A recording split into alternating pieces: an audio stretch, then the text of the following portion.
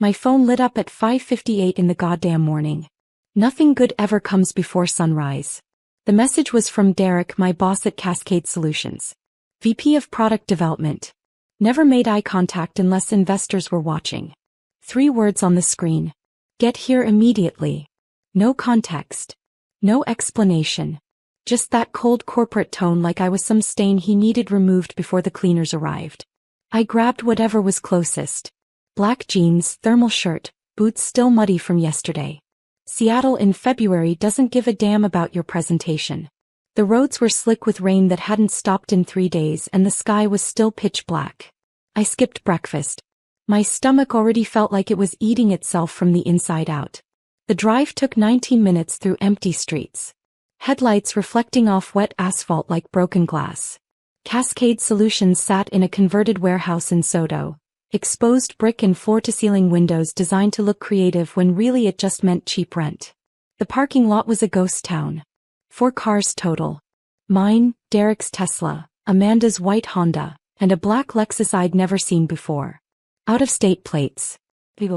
I sat in my car with the engine running, wipers thumping against the windshield. Rain hammered the roof. Something was catastrophically wrong. I'd worked at Cascade for 8 years. Built their entire client onboarding system from the ground up. Designed the API integration that tripled their service capacity. Trained every new hire in product ops. Pulled all-nighters when launches went sideways. Took exactly 3 sick days in 8 years. And now I was being summoned before dawn with 0 warning. I killed the engine and stepped out into the rain. My boots splashed through puddles as I walked toward the entrance. Through the glass doors I could see shadows moving in the main conference room. They were already inside. Already positioned. Already ready to ambush me. My pulse kicked up. Not from fear. From recognition. From that sharp, acidic clarity you get right before something explodes in your face. I pushed through the doors. The lobby was silent. No receptionist. No music. Just 3 people sitting in a closed room pretending they hadn't rehearsed this exact moment a dozen times. I stepped inside and the air felt suffocating. Derek sat with his arms crossed, staring at his laptop like it contained the secrets of the universe instead of just his cowardice. Amanda, our HR director, sat rigid in her chair. Tight jaw. Fake neutral expression. The kind that screams I'm just doing my job even though she knew exactly what kind of job this was. Across from them sat a woman I'd never met. Late 40s. Tailored suit. 0 warmth. Corporate lawyer. She didn't introduce herself. Just slid a manila folder across the table like she was dealing cards at a poker game she'd already rigged. Amanda spoke first. Her voice was flat and rehearsed. Brielle, we're terminating your employment effective immediately. I didn't sit. Didn't blink. Just waited for the excuse they'd prepared. She opened the folder and read from a typed document like it was a grocery list. The reason is based on behavior classified as insubordination and creating a disruptive work environment. That was it. That was the line they chose. Insubordination. I'd spent 8 years executing every order Derek gave, even the ones that made no sense. Even the ones that contradicted his previous orders. Even the ones that nearly torpedoed client relationships because he refused to admit he didn't understand his own product. Disruptive work environment. I'd spent the last 3 years cleaning up messes Derek created every time he promised features we couldn't deliver, timelines we couldn't meet, budgets that didn't exist. I looked directly at Derek. That's what you're running with? He still wouldn't look at me. Just kept staring at his screen like a coward hiding behind his own reflection. The lawyer pushed the folder closer.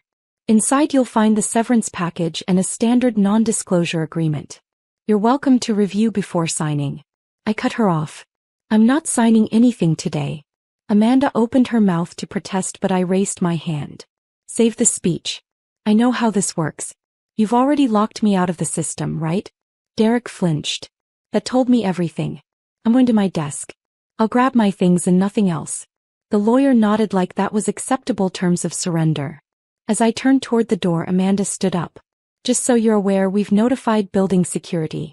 They'll escort you out once you've collected your personal belongings. That part hit different. Like I was dangerous. Like I was unhinged. Like I was the problem. I didn't respond. Just walked out of the room and down the hallway toward the product wing. My desk was already stripped. Laptop gone. Monitor disconnected. Anything branded removed like I'd never existed.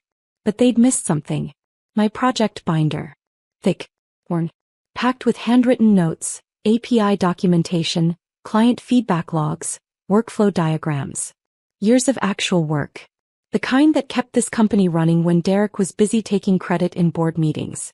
It had my initials on the front and a sticky note that said property of Betrayal Maddox. Probably the only reason it was still there. I grabbed it and tucked it under my arm. My hands were steady. My breathing calm. I should have been spiraling.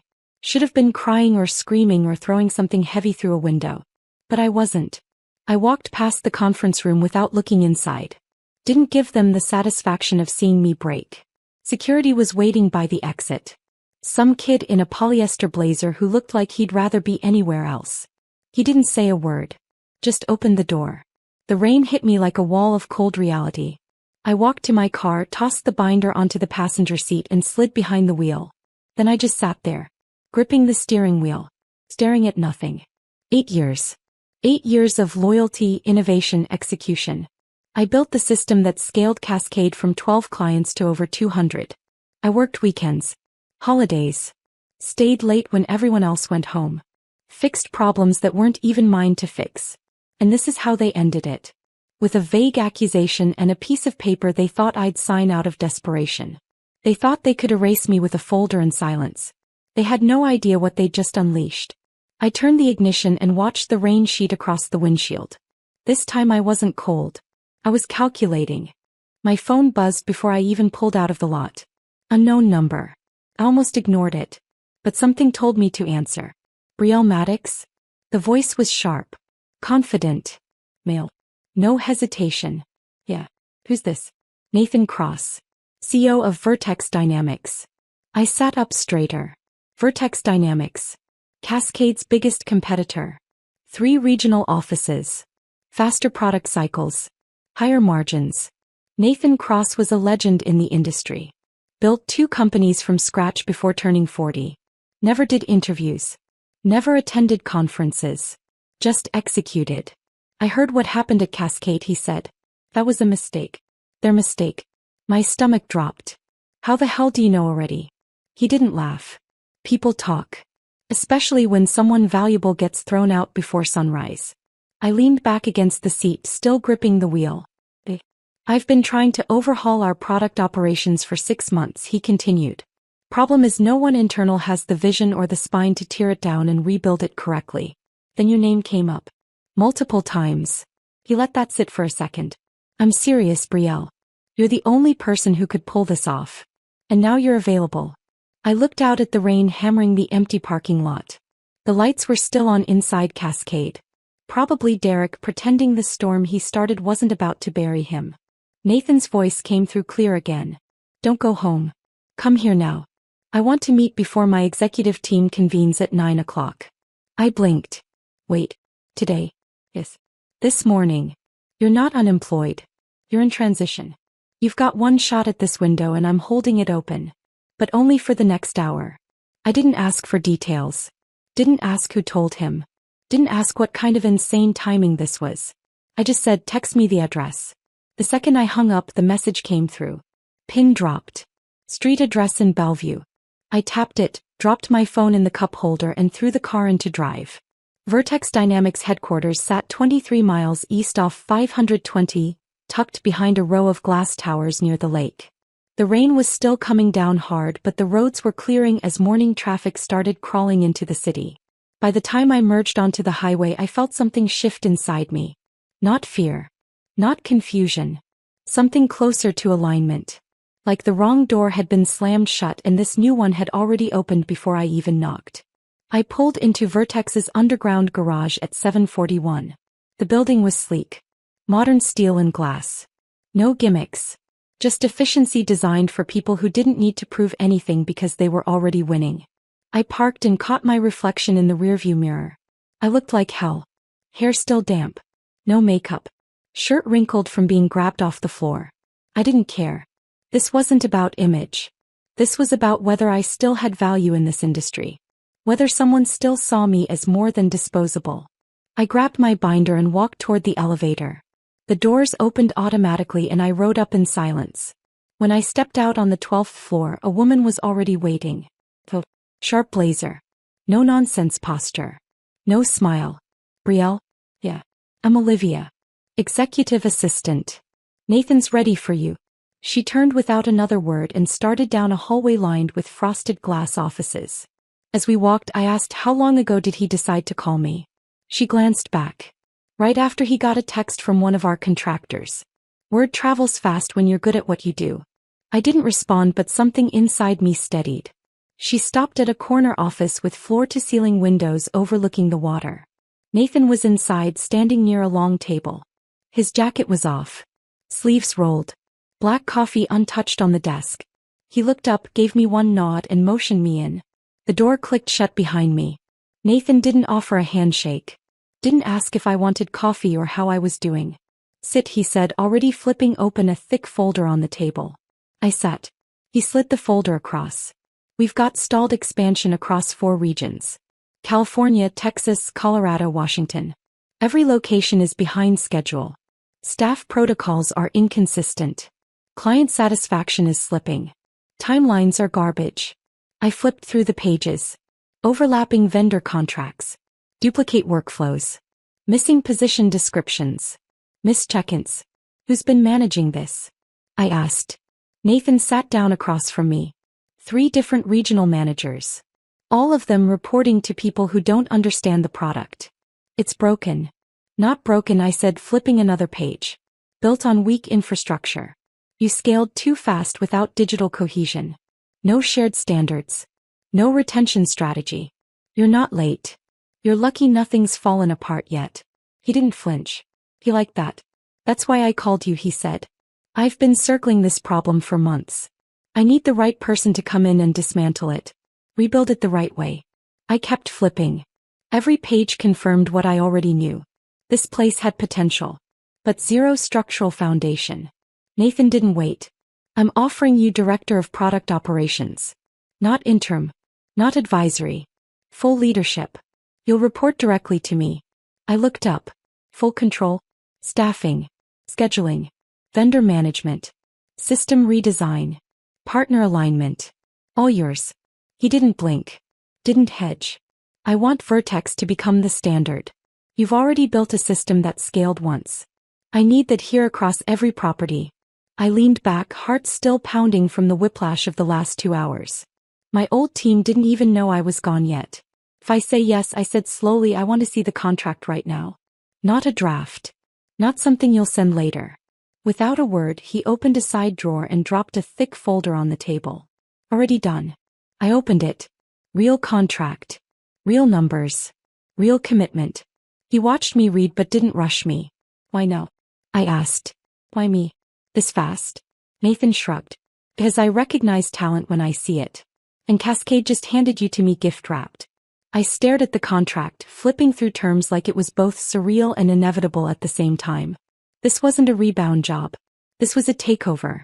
The kind of position I'd never been offered before. No politics. No babysitting. No working around someone else's ego. It felt like falling but landing on solid ground. I closed the folder. What do you need first?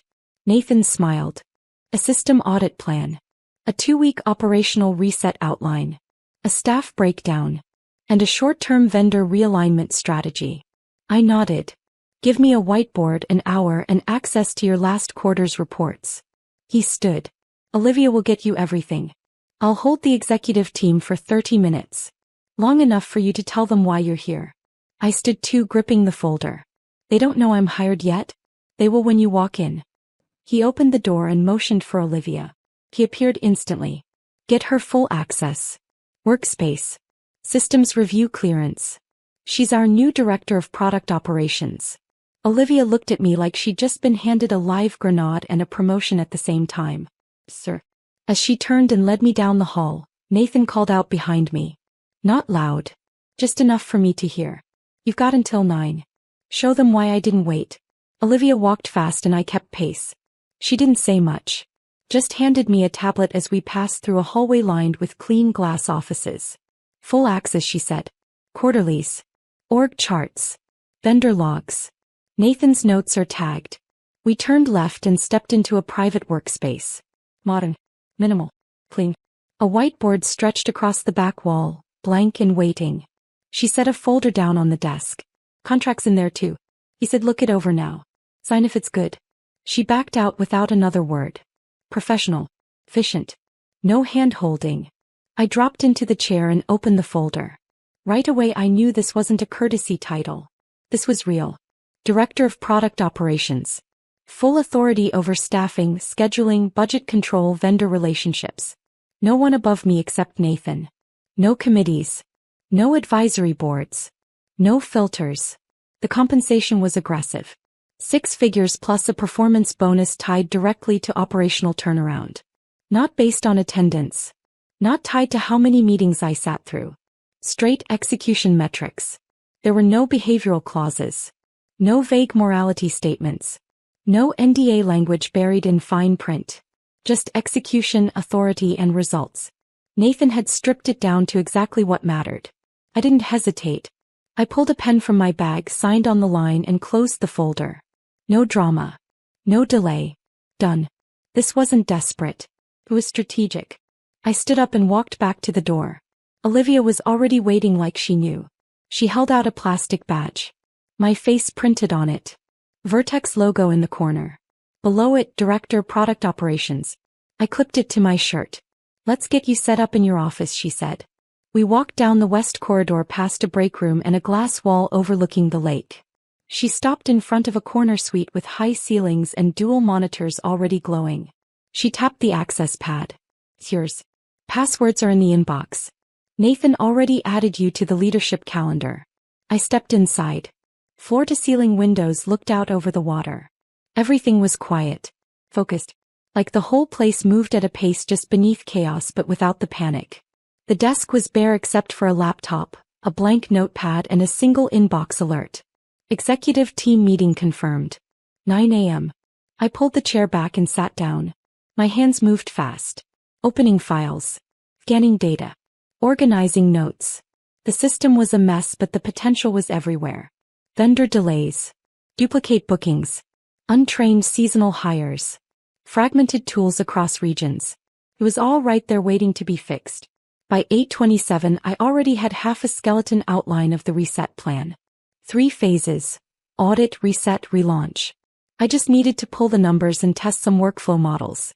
I barely heard the door open again. Olivia stepped in holding a small notebook. This is from Nathan, she said.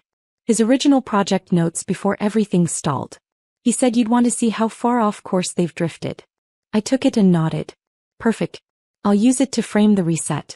She hesitated, then added, you moved faster than they expected. I flipped the notebook open. Good. He smiled a little. Not soft. Just impressed. Then stepped out and closed the door. I sat back for 1 second. Just breathing. 3 hours ago I was standing in a fake HR ambush. Now I had an office, a team to lead, and full control of a system I knew how to rebuild in my sleep. This wasn't luck. This was leverage finally landing where it belonged. I pulled up the staff directory and started drafting the realignment document.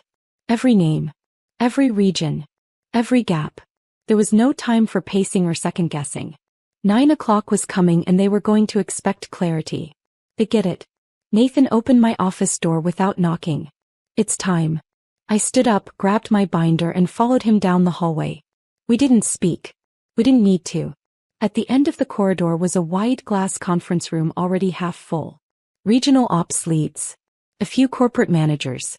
3 people I didn't recognize but immediately clocked as executive level. They were mid-discussion when we walked in. One of them glanced at me confused. The others kept going like they assumed I was just another staffer tagging along. Nathan didn't wait for an opening. He stepped in front of the room like a switch flipped. This is Brielle Maddox, he said. She's now our Director of Product Operations. You could feel the room pause. Not in shock. In adjustment. Most of them hadn't heard. Some looked surprised. A few looked skeptical. One guy, thick glasses, too tight blazer, was already pulling up something on his tablet. Nathan continued, she'll be presenting our operational realignment plan. Full attention. Then he stepped aside and motioned toward me. I walked to the front, unclipped my badge so they could all see the title clearly, and set my binder down. My name's Brielle, I started. I began this morning and I'm already behind schedule. A few quiet chuckles. When I roll. I clicked the monitor and pulled up my slides. Let's talk about where Vertex is bleeding. I moved fast. Page by page. Client satisfaction down 14% quarter-over-quarter. Response lag times doubled at 3 out of 5 locations. Vendor turnaround windows stretched beyond acceptable limits. Regional staff turnover up 19%. It stopped being quiet. People were shifting now. Leaning forward. Whispering. I clicked again. These aren't isolated issues. They're symptoms of structural fragmentation. You've got different regions operating like they're not even under the same brand. No shared SOPs. Systems that don't communicate. Staff with no chain of clarity. A man across the table cleared his throat. CFO nameplate read Elliot Lang. Gray hair. Numbers first face. He looked at me like I just interrupted his vacation. I have a question, he said. How do we know this isn't just noise? You got here 2 hours ago. I didn't blink. Because I've cleaned up a system like this before. 8 years of chaos buried under client smiles. It's not noise. It's neglect. Elliot frowned. I'm saying it's premature to be making these claims. You just started. I cut in. Well, I just got hired. I started the second Nathan called me. And what I've seen already tells me you've been operating on momentum, not structure. That doesn't scale. It stalls. Which is exactly what's happening now. Silence. Nathan nodded at me to continue. I flipped to the next slide. 3 circles connected by arrows. Audit. Reset. Relaunch. 3 phases, I said. First, I'll audit all 5 locations. Systems, staff, vendors, client feedback, digital tools. Second, we reset what's not working. Clean contracts. Revise workflows. Eliminate patchwork fixes. Third, we relaunch with a unified system that works across every location. One of the board members leaned in. How long do you expect initial stabilization to take? I didn't even glance at my notes. 10 hours. That got the reaction. A few exchanged looks. One laughed under his breath. Not disrespectful. Just surprised. 10 hours? Elliot asked. You mean days? I shook my head. Well, I mean by close of business today. I'll have the first pass audit, the vendor call list reactivated, and the immediate friction points isolated. The real reset starts tomorrow morning. Nobody spoke. They just looked at Nathan. He stood again, stepped beside me. She's not wrong. And this is why she's here. He scanned the room once. If anyone has a reason to say no, speak now. No one did. Even Elliot stayed quiet. Nathan nodded once. Full support. Move forward. I gathered my binder and stepped back. A few of them nodded as I passed. One gave me a slight grin. Not friendly. Just impressed. Nathan followed me into the hallway. You good? I clipped my badge back on. Yeah. They'll catch up. I got back to my office, dropped my binder on the desk and didn't sit down. I went straight to the whiteboard and finished sketching out the regional overhaul. 5 locations. 3 vendor tiers. 1 integrated system. The moment I connected the last arrow, I knew it would work. Clean. Scalable. No fluff. I opened the tablet and logged into Vertex's vendor portal. The backend was clunky, which explained half their delays. 4 accounts had been marked inactive for months. High-volume service vendors we'd used at Cascade before Derek cheaped out. I reactivated all 4 with 1 click each. Within 12 minutes, I got 3 confirmation emails and 1 callback. All 4 said they were ready to resume. No negotiation needed. They'd been waiting for Vertex to get organized. Done. The tablet buzzed again. Incoming call. Derek's name lit up on screen. I let it ring once. Twice. Then I answered. What? He tried to sound casual, like we were still on decent terms. Hey Brielle. Just checking in. Crazy morning, huh? I didn't respond. Yeah, so we're hearing some chatter from our vendors. A few are getting pulled into Vertex's system. Some are saying they're prioritizing new clients now. Bookings are dropping a little. Nothing major. Just, movement. There was the edge in his voice. Not panic yet. But heading there. I stayed quiet. Derek cleared his throat. Look, maybe things moved too fast this morning. You've been with us 8 years. It wasn't personal. Pressure from upstairs. You know how these things go. You fired me without cause, I said flatly. Well, he stammered. We terminated based on. Don't backpedal. Just say what you want. He paused, then shifted into bargaining mode. I can get legal to revisit the severance. Add a consulting clause. Maybe even let you steer a few final projects unofficially. Quietly. That way you stay involved. I almost laughed. You think I'm available? There was a pause long enough to let that sting. Brielle, he said suddenly softer. We need help. Honestly, some of this is already slipping. I hung up. No anger. Just done. That door had closed the second they brought in legal before sunrise. I tossed the tablet on the desk and was about to dive back into the vendor dashboards when there was a knock at the door. A young woman stepped in. Auburn hair. Sharp eyes. Badge clipped to a navy jacket. Hi, she said, walking in with the kind of confidence that doesn't ask permission. I'm Simone. Nathan assigned me as your assistant. I nodded. Great. You ready to move fast? She smirked.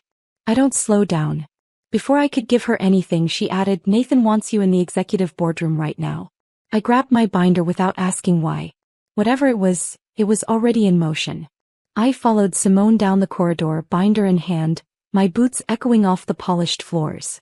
The executive boardroom was bigger than the last one. Longer table. Darker wood. Deeper stakes. Everyone was already inside. I counted at least 15 people. Regional ops. Finance. Vendor reps. 2 guys from legal. And Nathan at the far end standing. No one said a word when I walked in. I set my binder down, flipped it open and went straight to the front. I'm not going to waste your time with background, I said. You already know the system's breaking. Here's why. I opened the whiteboard slide on the screen behind me. Regional timelines stacked over each other, color-coded in red and yellow. Your locations are operating as 5 separate businesses. No cross-site communication. No shared standards. One region is overstaffed and inefficient. Another is understaffed and bleeding vendor response time. Location 4 has 3 open leadership roles that no one noticed until 2 weeks ago. You're duplicating work, wasting budget, and losing client loyalty every single day this goes unchecked. I clicked again. A new chart came up. One streamlined process flow for every location. This is the fix. We rewire the system. Centralized coordination. Unified tools. Shared staff protocols.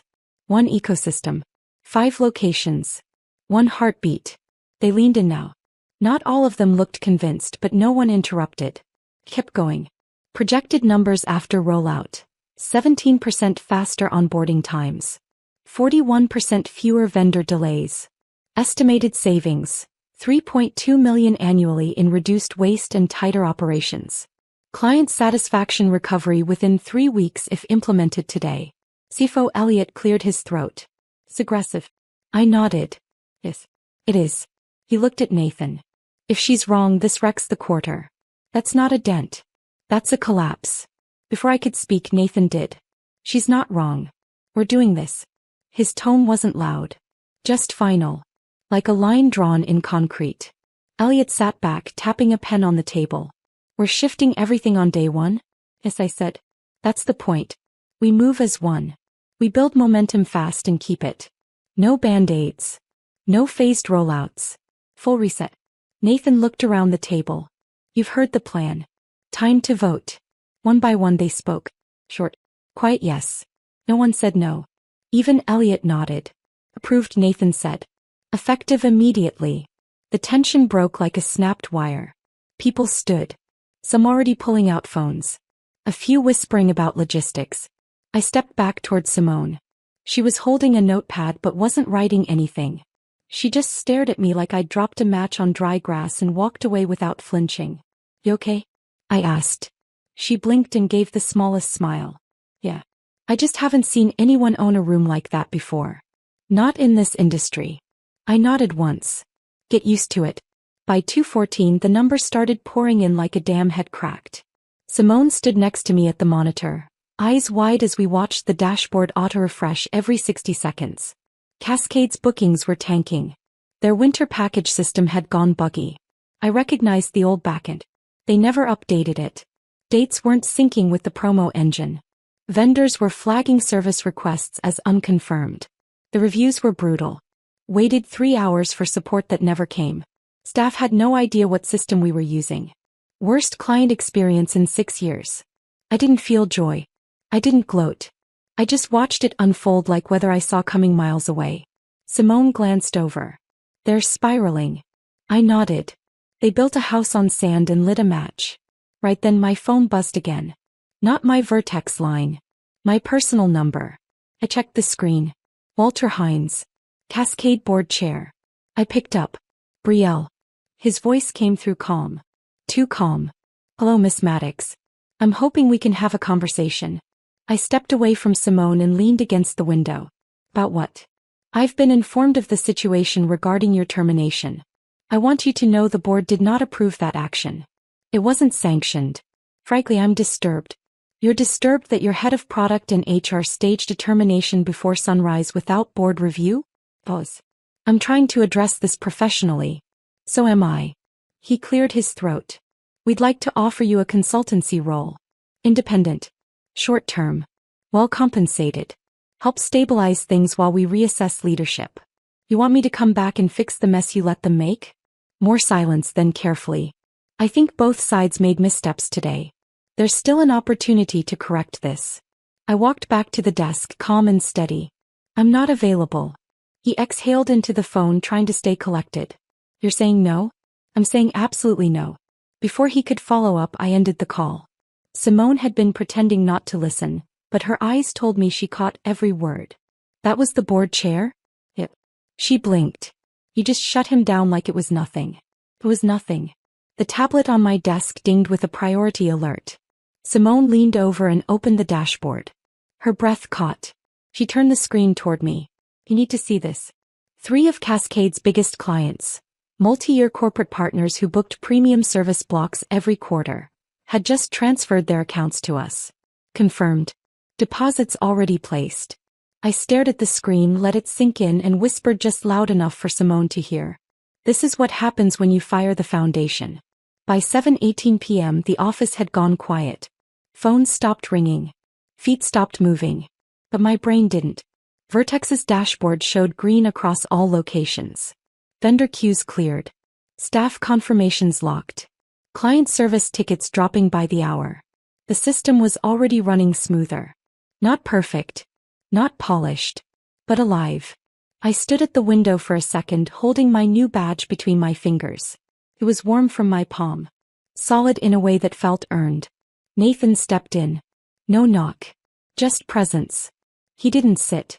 Didn't even get close. You've changed our trajectory in one day. That was it. No fluff. Just a statement of fact. I smiled. Not because it felt like payback. Because it finally felt right. Like the work actually meant something here. My old phone buzzed on the desk. I glanced down. Derek again. Amanda again. Board chair. All lighting up like a pack of ghosts trying to crawl back through a door I'd already slammed shut. I picked it up, flipped its screen down, and let it ring. Not out of anger. Just clarity. They collapsed the moment they stopped listening. Vertex rose the second they put the right person in the right chair and got the hell out of her way. I turned from the window, walked back to my desk, and rolled up my sleeves. This wasn't the end. This was the part where the real work began.